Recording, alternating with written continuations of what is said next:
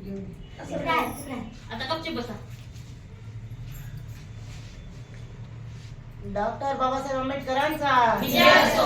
परमपूज्य डॉक्टर बाबासाहेब आंबेडकरांचा विजय असो. तथागत गौतम बुद्धाचा विजय असो. అందరికీ తెలుగులో చెప్పండి తెలుగులో చెప్పండి మంచిగా ఉంటుంది. అందరికీ జై భీమ్.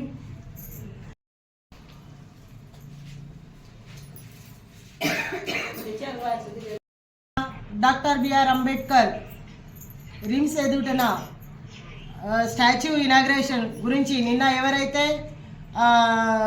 మీటింగ్ చేసి మా మీద డిస్మిస్ చేసినట్ట నా పైన చర్యలు తీసుకోవాలని చెప్పిండ్రు, వాళ్ళకి చెప్పేది ఏమంటే నా పీరియడ్ ఇంకా 3 నెలలు ఉంది, ఫిబ్రవరి 25 దాకా.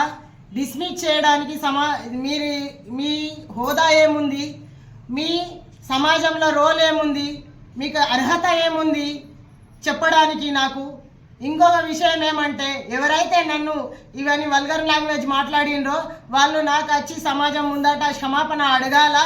ఇంకో విషయము, నేను 8వ తారీఖు రోజు సండే రోజు 8వ తారీఖు రోజు నేను ఒక మెసేజ్ వేసిన రిమ్స్ స్టాచ్యూ కమిటీ ఆధ్వర్యంలో రిమ్స్ స్టాచ్యూ ముందట ఆవిష్కరణ చేయబడుతుందని.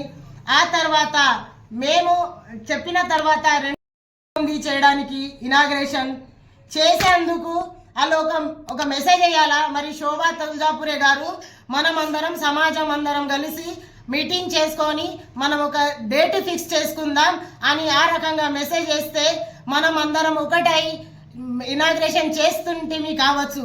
కానీ ఎవరికి ఇంటిమేషన్ ఇవ్వకుండా చేయడం వలసిన కారణం ఏమంటే 2012-13లో జరిగిన విషయం ఏమంటే సమ్మెక్ సమితి ఆధ్వర్యంలో ఒక స్టాచ్యూ అక్కడ నిలబెడతామని చెప్పారు. చెప్పిన తర్వాత ఇదే కొందరు దొంగలు దుండగులు ఇప్పుడు నిన్న ఎవరైతే నా మీద అభండాలు వేసిండ్రో వాళ్ళ కొందరు అక్కడ ఆ స్టాచ్యూ కూర్చుంటే పెట్టకుండా చెత్త కుండీలో ఫ్లాగ్ ఫోటో మళ్ళా అన్నమంతా పారేసిండ్లు.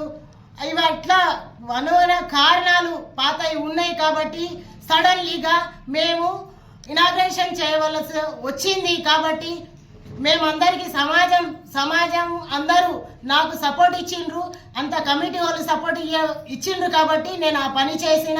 అందుకోసము ఎవరైతే నాకు వల్గర్ లాంగ్వేజ్ యూజ్ చేసినో వాళ్ళు నాకు క్షమాపణ అడగాలని నేను